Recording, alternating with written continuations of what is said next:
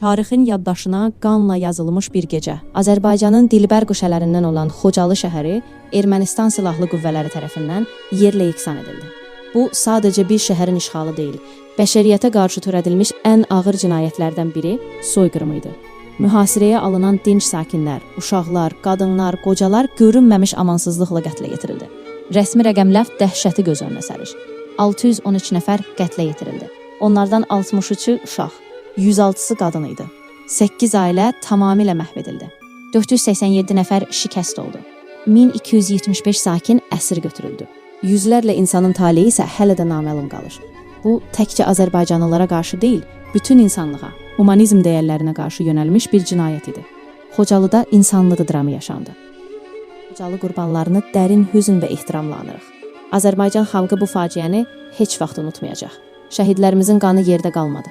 Torpaqlarımız azad edildi. Lakin Xocalının ağrısı qəlbimizdə əbədi yaşayacaq. Xocalını unutma, unutturma. Allah rəhmət eləsin.